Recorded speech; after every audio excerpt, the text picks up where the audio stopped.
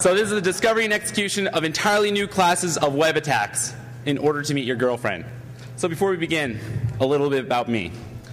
I'm a security researcher. Narcissistic vulnerability pimp is what they're calling them these days, right? I do not do security professionally. I do it for fun, like most of you guys, or some of you guys. I'm known for the Samy worm, the worm on MySpace a couple of years ago. I co-founded Phonality, an IPPBX company. If you're familiar with Trixbox, we developed that. And I love Lady Gaga. But I love Kesha too. It's kind of in between. I'm not sure. You're probably wondering, like, why haven't I heard of this guy, or hasn't this guy he's done nothing for a couple of years? Why is that? They didn't let me touch computers. It's true. It's true. A few years ago, I was raided by the Secret Service, the Electronics Crimes Task Force. They came into my home. They took all of my computers, well, my laptop. They took my phone. They took any CDs, DVDs. They took my Xbox. Yeah. Dealt with court. Literally could not touch computers. I was banned for life. A couple years later, I fought, and I am now back. Allowed to touch computers. All right. But I'm not allowed on MySpace. All right, so what are we going to talk about today? Talking about the web. Why the web? Honestly, I got bored of the web a couple years ago. It's really cool. There's so much you can do with it. But security is so much broader, right? There's so much cool stuff going on here at Defcon, just in security in general, right? You have reverse engineering, you have network security, you do have web application security, there's hardware hacking, all this cool stuff. Some people have even made ATMs dispense cash. You probably haven't heard about that. It's a really cool new thing that they're talking about. But the web is actually really cool in another way. Everyone has a web browser. If you get a computer and you have an operating system, you have a web browser. So it's like the one piece of software that allows me to deliver code to you and for you to execute it. It is basically code delivery mechanism that I can attack anyone. Anyone. Everyone has the internet today. It's kind of like when the App Store came out for the iPhone, right? At that point, you could deliver any sort of content that you wanted. Of course, Apple bans malicious content. And fortunately, they give us freedom from porn. So the web browser is just like that, except no one's guarding it. There's no one checking to make sure that your site's not malicious. I mean, obviously, there are companies that are doing this in software that's working on this. But for a long time, there hasn't been. So this is my homepage. It's probably for many of you. Anna Faris, she's amazing. I'm in love with her. So I was checking out, just pictures of girls on a social network, as I typically do before I get in a lot of trouble. And I found her, and I'm thinking, man, she's amazing, She's the kind of girl I want to get to know. So I'm looking at her profile, looking through her pictures. I can't really see too much. She's not my friend. Thought about that for a second. And then I saw, oh, man, I should message her, but then I saw she's in a relationship. Not an open relationship. It's not complicated. She's in a relationship. So I'm like, who is this guy and how am I going to best him? So I look into him a little bit. All right, so this guy, he's a certified information security specialist professional. Yeah, chief executive officer of Sec Theory. Ooh. Co-author of XSS exploits. Oh no. Author of Detecting Malice. Co-developer of clickjacking, really cool technology, with the really awesome Jeremiah Grossman. Runs hackers.org and slackers.org if you guys have ever been there. And he's a certified ASS, which is an application security specialist. It's pretty impressive resume. A man who needs no introduction, Robert Arsnake Hansen. This guy. So here's the problem. I want to attack this guy. We all know we can attack random people on the web. You have a little bit of malicious content on there, and you'll get, some sort of hit rate. And if you get enough visitors, you will be attacking random people. But I want to do a targeted attack to someone who is secure. Someone like you people who understand security, who are probably running with a lot of technology to help secure yourself. So how do we do it? How do I attack him? You don't. You do not attack that person. You attack indirectly. Ooh, that's what I'm trying to attack. Come on, guys. Come on. So, he's on Facebook. Facebook is an awesome website. It's a social network. It's the cool one these days. Now, if we go to Facebook, we'll see something in the URL bar. Index.php. I know what you're thinking. It's FIP. It's not. It's PHP. I looked it up. It's a computer language, right? Typically used for the web. It's an extremely common web language. I'm sure all of you have at least heard of it. Many of you, I'm sure, program in it. It's great because it's extremely common. So it's well understood. The code is open source. You can all go and look at it and see what's going on in there. It has it basically has very good session management that everyone uses. Every single person who does PHP and uses sessions typically uses the built-in session management. If you're using frameworks like Cake PHP or Kohana or CodeIgniter or any of those other things, they're also using this session management.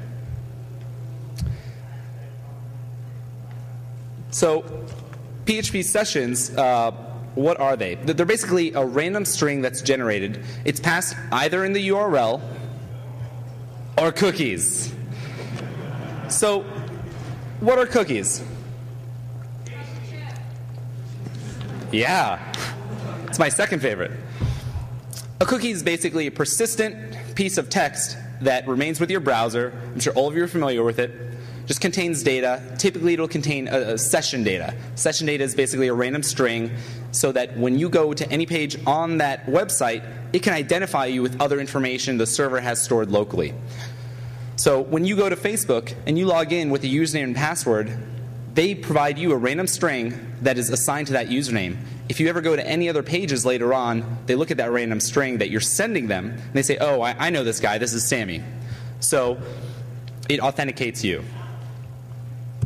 So let's try to attack a session. Let's look at PHP session code. It's open source. So we pull up session.c. This is the function session start. This is what creates a session in PHP. Basically what happens is it creates your random string right here in the snippet of code in this SP_nef. It's looking at a couple of things. It's looking at the IP address of the person authenticating or getting this session. It looks at the epoch, which is basically the time from January 1st, 1970, the number of seconds. It's looking at the microseconds that person acquired the cookie, and it's looking at just a random number that's created. So if we take all of that, that's 160 bits of entropy. We're going to get a little deep here, just for a little bit. So 160 bits is a lot if I were to brute force it. Let's say I wanted to become Arsnake on Facebook. What I would do is I would brute force this session, that random string. But 160 bits, that's a lot. Now, bits can be a little confusing. We'll just do a really quick primer. 64 bits is not double 32 bits. Every time you add a bit, you're doubling. So just a quick primer, what we can do is a little trick. For every 10 bits, you can add 3 zeros. So 10 bits is 1,000. 20 bits, 1,000,000. 30 bits, 1,000,000,000. Also, if you can just remember the 10 bits, 0 through 9 equals 1, 2, 4, 8, 16, 32, 64, 128, 256, 512. You can take that number to figure out what you want. So 25 bits, we know 5 is 32. And the 20 bits, right, is 6 zeros. So 32 million in that scenario. So 160 bits is essentially 10 to the 48. If we could brute force at 100 trillion values per second, it would take 900 quadrillion eons to brute force. I didn't even know what an eon was. I had to look it up. It's 500 million years. It's a lot. Brittany knows.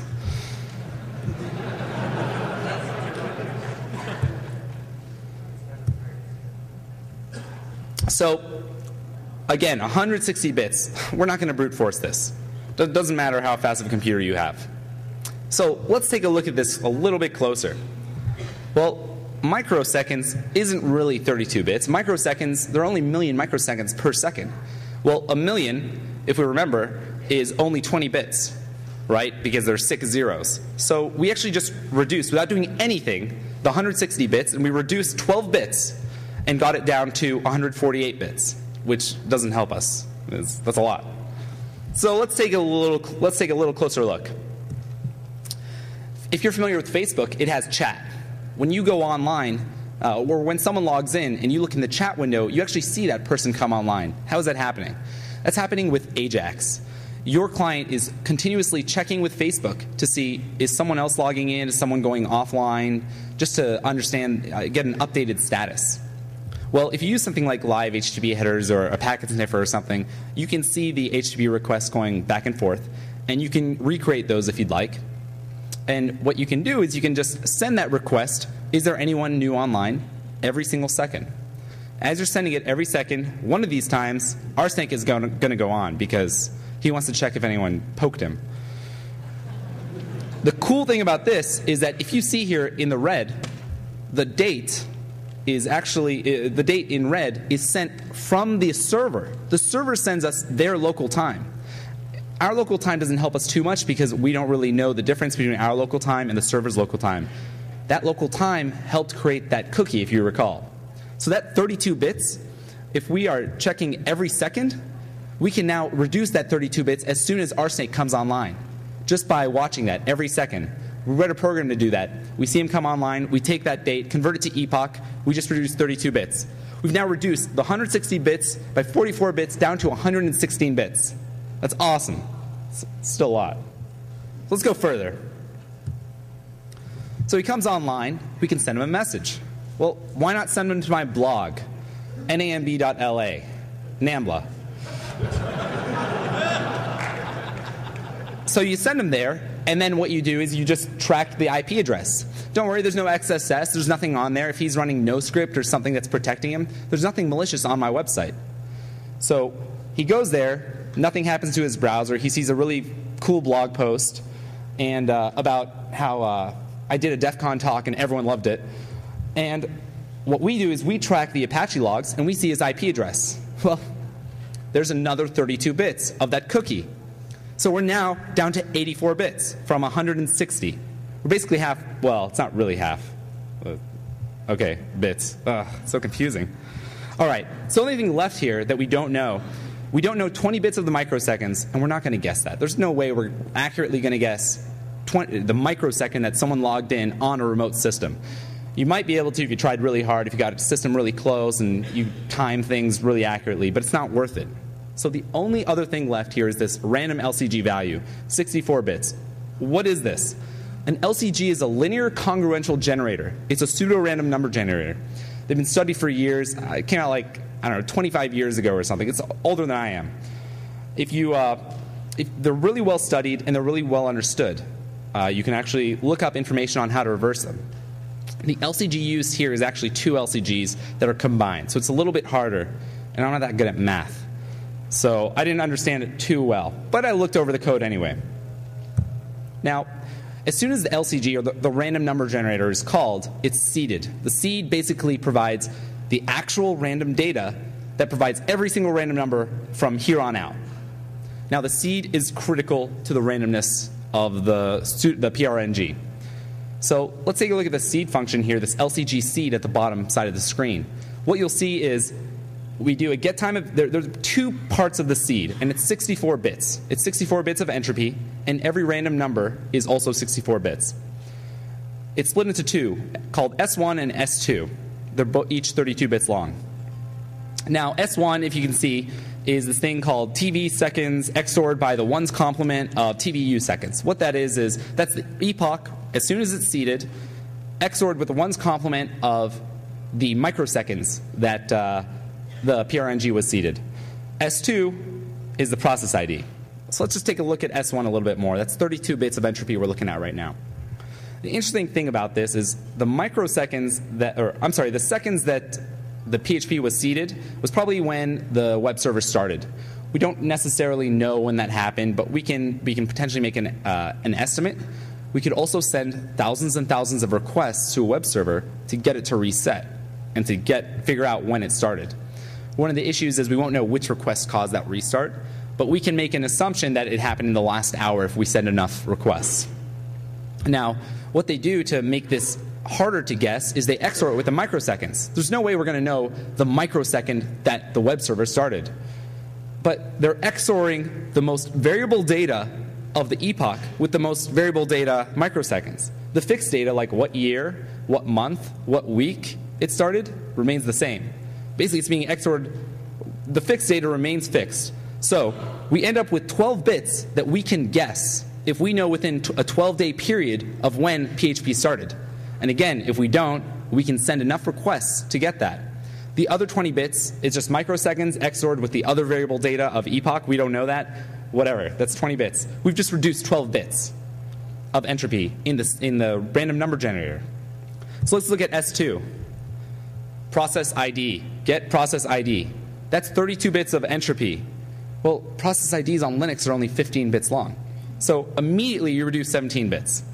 And if you can execute PHP through any function, if you can execute a program like PS, if you can hit an Apache server info page or something like that, you get the entire 32 bits. We've now reduced the 64 bits down to 20 bits in the PRNG. We are now at a total of 40 bits of entropy from a 160-bit seed. From a 160-bit cookie for every cookie in PHP. That's awesome. But wait, there's more. We can take, normally you think, all right, well, we have 20 bits and 20 bits, so that's 40 bits. Well, we can actually calculate the PRNG, the LCG value, that 20 bits that we didn't know, separately. Separately means we calculate that 20 bits, and then the other 20 bits, that's only 21 bits. We can calculate with a time memory trade-off and code I created on your Defcon CDs, we can calculate that 20 bits in a matter of seconds. Seconds. That reduces the other 20 bits, and now we're at exactly 20 bits. The 20 bits of entropy from the microseconds that the user authenticated their cookie. That's 1 million cookies. On average, we'll be able to log in as him with 500,000 requests, which we can easily do in a day. 500,000. So I've done it. I've become RSnake. So what can we do at this point? Well, first let's understand, how do we fix this? Make sure you're running a later version of PHP. Entropy is, I sent this over to PHP and they quickly released a patch. They added some more entropy. Or create your own session values. Use your own randomness. One of the great things about PHP is that it's very fast. It's meant to be fast. So they don't want to, it's also OS, basically cross-compatible. So they don't do too much that's very system level. Like they're not going to access dev_urandom because that's not on Windows, for example. Create your own session values or seed your own random number generator. Yeah, you don't need to understand crypto. Just use a strong seed that your system comes with. If you're running on Linux or BSD or something like that, use dev_urandom for your seed. Don't use the process ID. The attack is difficult to execute. It's much easier on social networks, where I spend most of my time, unfortunately. One thing to note, Facebook is actually not vulnerable. This is not an attack on Facebook. If you're familiar, Facebook has created their own version of PHP called hip hop. It's some sort of mash of PHP, turns into compiled C++. It's supposed to be much faster. I love Facebook. If you go on there, if you could just plant some crops for me in my farm bill, I'd appreciate it. So at this point, what do? I'm logged in as RSnake. How am I going to meet this girl? She's happily boyfriended? I don't know what the word is. So using his cookie, I can now message her as him. So what do I say? Well, here's the thing. Why don't I send her to a malicious URL? Nambla. We're going to attack her network now. So this is your network. This is your network on drugs. We're going to learn a little bit about a network and a NAT here. This is a NAT. So a NAT, what it is basically a system that allows you to run multiple systems behind one public IP. In a nutshell, all of your computers behind the NAT will typically run on private IP space. This allows you to, typically your cable modem will only provide one IP address. So you use a router which contains NAT software, and that will allow all of your all your network devices to run behind the NAT. It also is somewhat of a firewall. It prevents people from accessing services and ports that you have running on your computer, whether you know it or not. So when you go behind a NAT and you're running, say, Apache on port 80, no one can connect to you except internally on your network, unless you go to the NAT and you enable port forwarding or DMZ or something else. Well, let's talk about something that some of you may have heard recently called cross-protocol scripting, XPS. The cool thing about this is HTTP servers can run on any port. This means the browser will allow you to communicate to other HTTP servers on any port. But HTTP is a new line-based protocol. What that means is each line has some data, rather than some weird, let's say, XML formatted data or a binary stream of some sort. But there are other protocols that are also new line based.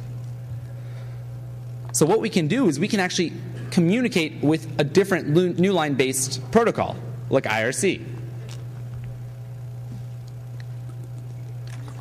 IRC is a great place. It's good people.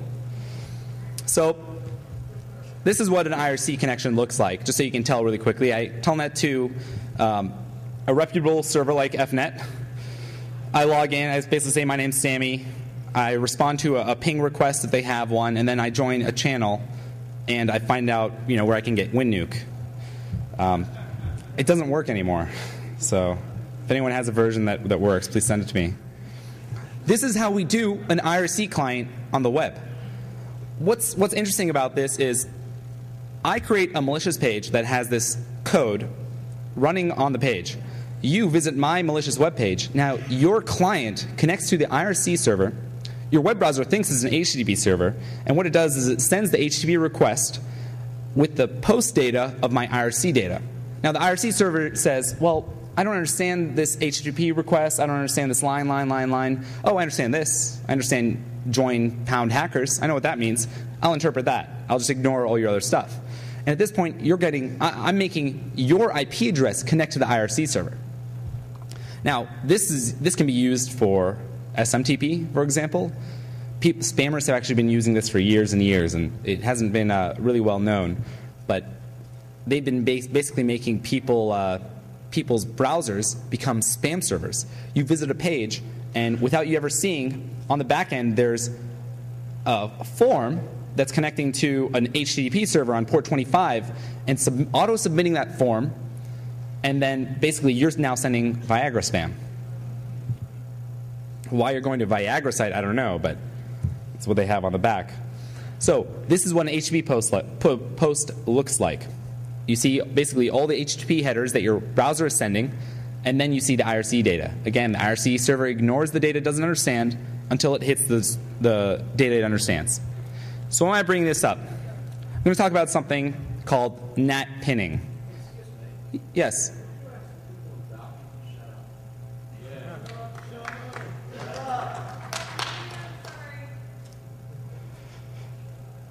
NAT pinning.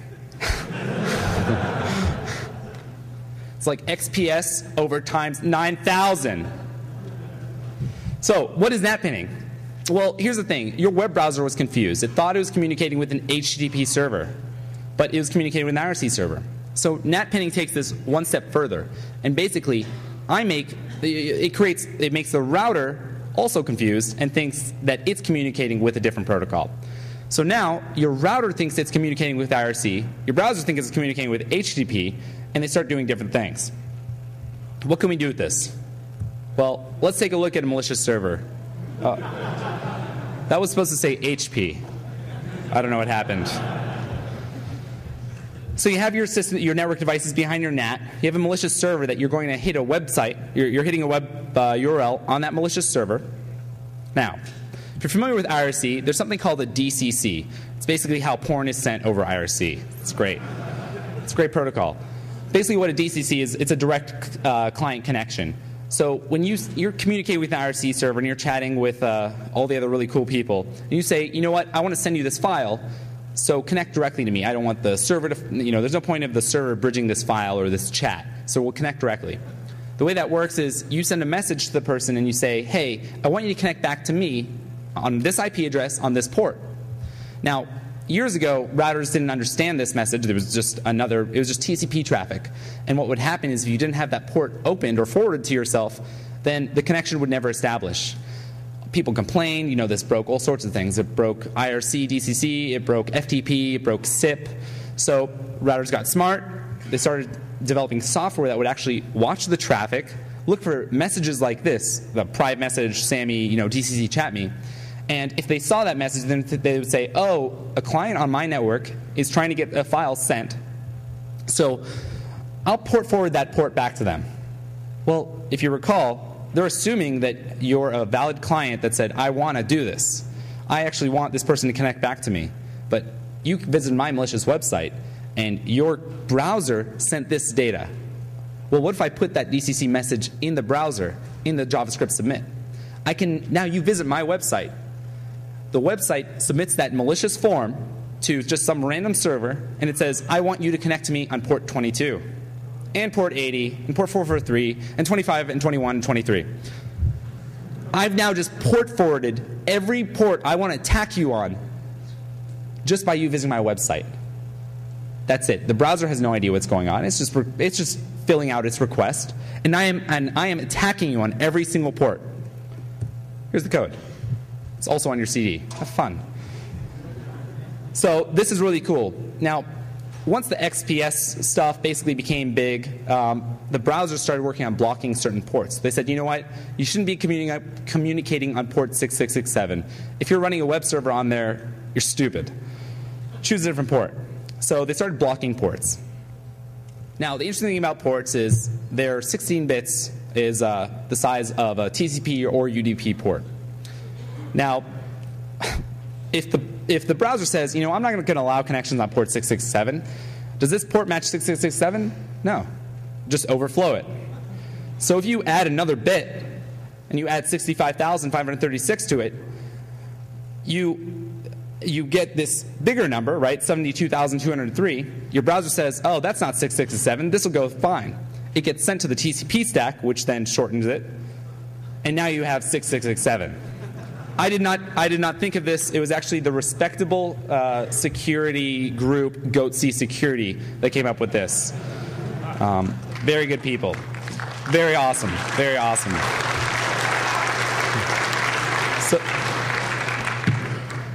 So at this point, Anna has clicked on my link.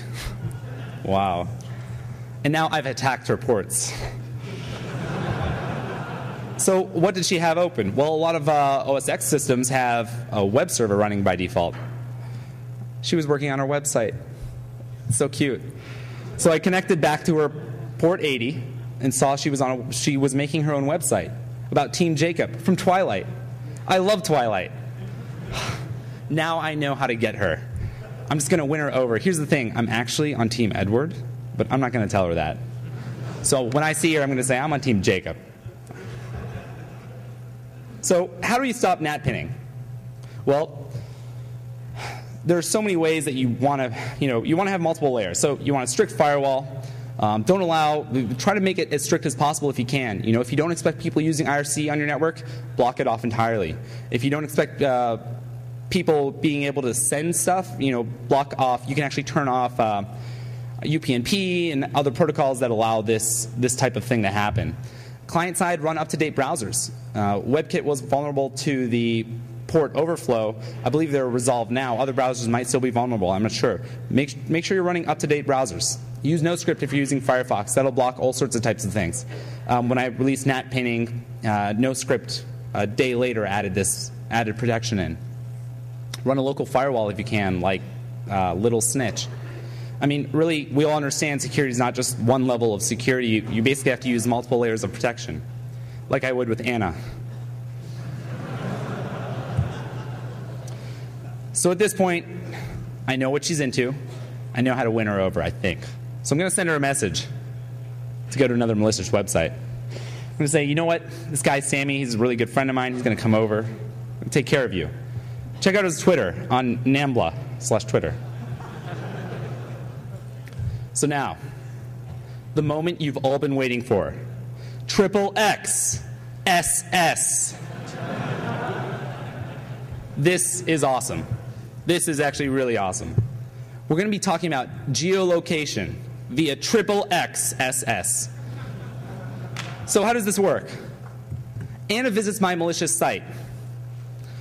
She then the triple XSS scans her local network to figure out what kind of router she's running. This is very simple. Here's one example. There's a million ways to do it. Basically, I have iframes on a bunch of different URLs that are known router locations on your local network. I can't access that. But because her browser is on my site, it's now her network that's accessing it. So she's accessing 192.168 addresses. If any of those addresses work, an onload occurs which says, oh, I've detected a Belkin router, or oh, I've detected a Verizon Fios router. And now we know what kind of router she's on. After that, we could log in with default credentials. No one changes their credentials on the router. They're like, who's going to connect? You need to have a really strong, let's assume you're running WPA, and the only way to connect is either knowing the WPA password or by getting physical access. So who's going to be able to access those internal IP addresses? Well, I can. So can you. So make sure you change your credentials when you have a router at home that has an HTTP-based authentication system. This is not necessary for this attack in many cases, but here's a way to log in to, I believe this is a Belkin router. There's actually a nice list of XSS, CSRF, default passwords for every major router that you can find online. So, Anna visits the site, we figure out the router type, we log in if we have to, which in many cases we don't, and then we XSS the router. And we load remote JavaScript. All right, so what's the JavaScript do? The JavaScript then uses AJAX and connects to another page on the router and acquires the MAC address of the router. All right, well, who cares? It's a MAC address. Like, what's the big deal? So, briefly, what is a MAC address? It's basically every network device on your network has a MAC address, kind of like an IP address. It's in hardware. It can't change unless you're spoofing it, and it's how everything communicates with each other on your LAN.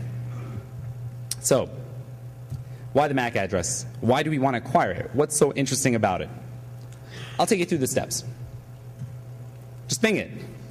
Open your browser. Type www.bing.com in the URL bar. When the search box comes up, type in Google.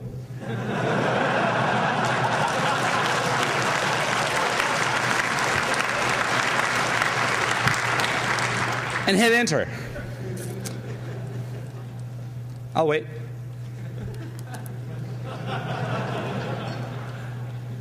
So why Google? Oh yeah, because they know everything. Really.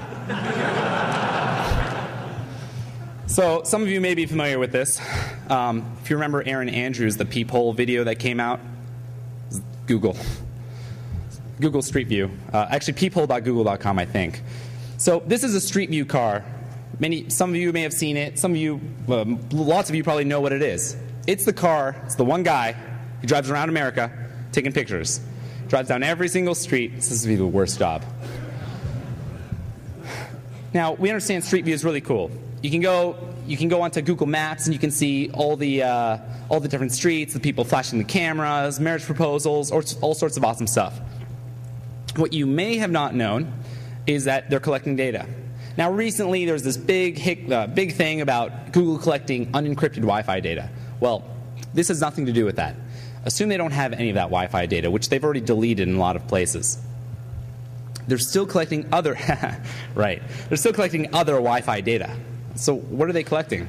Well, as they're driving around, not only are they taking pictures, not only are they mapping GPS coordinates, but they're also looking at just Wi-Fi packets in general, not the data portion. They're looking at the headers. Now, what's interesting about the headers? It contains MAC addresses. The hardware MAC address of your router. The same device that we acquired, the MAC address that we acquired just with their triple XSS. All right, so why is that interesting? Well, Wi-Fi, you can detect strength. As they're driving down, they're actually detecting my network at home, Mojitos, Mo Problems, if you ever see it. They're driving down the street and they say, oh, I detect a network. It's about 10 out of 100 strength-wise. It must be close. Driving a little further, taking their pictures, like, oh, it's stronger now. It's 50 out of 100. Gets to its maximum, say 85 out of 100, and then it starts to basically go down. Well, they've just triangulated my position. They're actually, not only are they going on that street, but they're going on every other street around it. And now they're getting even more accurate data. They may see it's actually goes up to strength 95 on the street parallel to mine. Now they know that I'm actually closer to that street than I am the other one that was at 85 strength. They are literally triangulating your network. Doesn't matter if you're encrypted. Doesn't matter if you're using WEP, WPA, WPA2. The packets are flying and the MAC address is in there, unencrypted. So, how do we use this to our advantage? Well, Firefox has this cool feature that very few people know about called location services. It's really cool. What happens is JavaScript will execute. You can go to a website and JavaScript will execute and it will say, Firefox understands this and says, oh, I better collect the MAC address of my gateway and send it to Google and find out where I am. Well, they were smart. They said, you know what, we probably shouldn't do that by default, even though we'd like to. So what we're going to do is we're going to ask the user. We're going to have a little box come up that says, do you want to share your location with this website? They want to do it. You can't take it over with clickjacking. I haven't really found any way to basically hack it in Firefox. Other browsers don't have support for it yet. I believe a developer build of Chrome does. So how is this interesting? We can't really access it. They visit our malicious website, but we don't want them to see that, and they're not going to click it. Well, Firefox is making an HTTPS connection to Google and asking them for this information. Well, why don't we make that connection? I can write a program on the back end, so when you visit my website, I use XXXSS to acquire your MAC address, and then I send it back to my little program running in the background that's not running on your browser anymore. I then connect to Google, I send your MAC address and this post request, and it sends back your location, your coordinates. Jack Bauer level triangulation.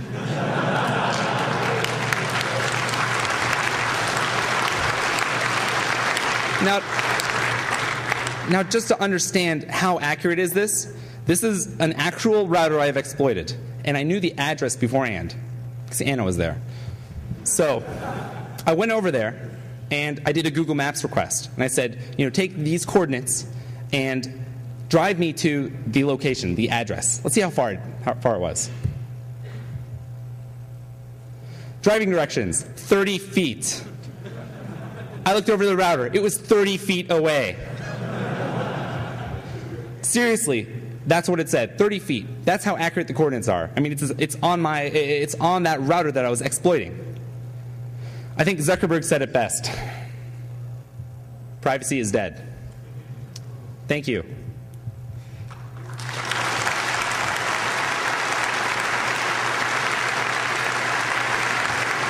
Freedom from porn. So the web browser is just like that, except no one's guarding it. There's no one checking to make sure that your site's not malicious. I mean, obviously there are companies that are doing this and software that's working on this, but for a long time there hasn't been. So this is my homepage. It's probably for many of you. Anna Ferris, she's amazing. I'm in love with her. So I was checking out, just pictures of girls on a social network, as I typically do before I get in a lot of trouble. And I found her, and I'm thinking, man, she's amazing, She's the kind of girl I want to get to know. So I'm looking at her profile, looking through her pictures. I can't really see too much. She's not my friend. Thought about that for a second. And then I saw, oh man, I should message her, but then I saw she's in a relationship. Crimes Task Force, they came into my home, they took all of my computers, well, my laptop. They took my phone, they took any CDs, DVDs, they took my Xbox. Yeah. Dealt with court, literally could not touch computers. I was banned for life. A couple years later, I fought, and I am now back. Allowed to touch computers. All right. But I'm not allowed on MySpace. All right, so what are we going to talk about today? Talking about the web. Why the web? Honestly, I got bored of the web a couple years ago. It's really cool. There's so much you can do with it. But security is so much broader, right? There's so much cool stuff going on here at Defcon. Not an open relationship. It's not complicated. She's in a relationship. So I'm like, who is this guy and how am I going to best him? So I look into him a little bit. All right, so this guy, he's a certified information security specialist professional. Yeah, Chief Executive Officer of Sec Theory. Ooh. Co-author of XSS Exploits. Oh no. Author of Detecting Malice. Co-developer of clickjacking, really cool technology, with the really awesome Jeremiah Grossman. Runs hackers.org and slackers.org if you guys have ever been there. And he's a certified ASS, which is an application security specialist. It's pretty impressive resume. A man who needs no introduction, just in security in general, right? You have reverse engineering, you have network security, you do have web application security, there's hardware hacking, all this cool stuff. Some people have even made ATMs dispense cash. You probably haven't heard about that. It's a really cool new thing that they're talking about. But the web is actually really cool in another way. Everyone has a web browser. If you get a computer and you have an operating system, you have a web browser. So it's like the one piece of software that allows me to deliver code to you and for you to execute it. It is basically code delivery mechanism that I can attack anyone. Anyone. Everyone has the internet today. It's kind of like when the App Store came out for the iPhone, right? At that point, you could deliver any sort of content that you wanted. Of course, Apple bans malicious content. And fortunately, they give us free. So this is the discovery and execution of entirely new classes of web attacks in order to meet your girlfriend. So before we begin, a little bit about me. I'm a security researcher. Narcissistic vulnerability pimp is what they're calling them these days, right? I do not do security professionally. I do it for fun, like most of you guys, or some of you guys. I'm known for the Samy worm, the worm on MySpace a couple of years ago. I co-founded Phonality, an IPPBX company. If you're familiar with Trixbox, we developed that. And I love Lady Gaga. But I love Kesha too. It's kind of in between. I'm not sure. You're probably wondering, like, why haven't I heard of this guy? Or hasn't this guy he's done nothing for a couple of years? Why is that? They didn't let me touch computers. It's true. It's true. A few years ago, I was raided by the Secret Service, the Electronics